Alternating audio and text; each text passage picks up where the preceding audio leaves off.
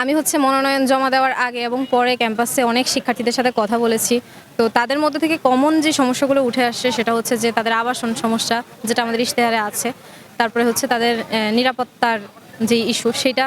তারপরে তাদের নিরাপদ খাদ্য, যে হলগুলোতে খাবারের মান খুবই নিম্নমানের সেইটা। আর নারীদের থেকে বিভিন্ন সমস্যা উঠে এসছে, যেমন নারীদের যেই কমন রুম, সেই কমন রুম খুব একটা স্বাস্থ্যসম্মত না তাদের জন্য।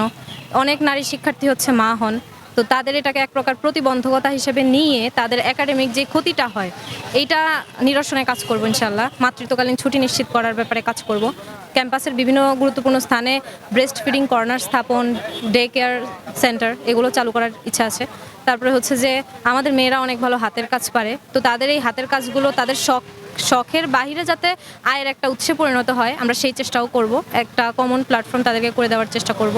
যে আমাদের যিনি স্বাস্থ্য সম্পাদক আছেন তাকে আমি বলবো যাতে তিনি অ্যাম্বুলেন্স বৃদ্ধির ব্যাপারে একটু দ্রুত কার্যকর পদক্ষেপ নেয়, যাতে অ্যাম্বুলেন্সগুলোর সুবিধা যে কোনো সময় নেওয়া যায়। আর গাড়ি বন্ধ থাকে বলতে একেবারেই বন্ধ থাকে এরকম না, আসলে গাড়ির সংখ্যা খুবই কমে যায়। সেটা দেখা গেছে খুব ইমার্জেন্সি সিচুয়েশন, কিন্তু আমি এখন গাড়ি পাচ্ছি না বা অনেক বেগ পোহাতে হচ্ছে আর কি, তো এরকমটা হয়। তো এই ক্ষেত্রে কারের সংখ্যা যত দ্রুত বৃদ্ধি করা যায় সেটা আমি আমাদের আবাসনের বিষয় যোগাযোগ আবাসন সম্পাদক যিনি আছেন আমি তাকে খুব জোরালোভাবে বলবো যাতে তিনি এই বিষয়ে পদক্ষেপ নেন।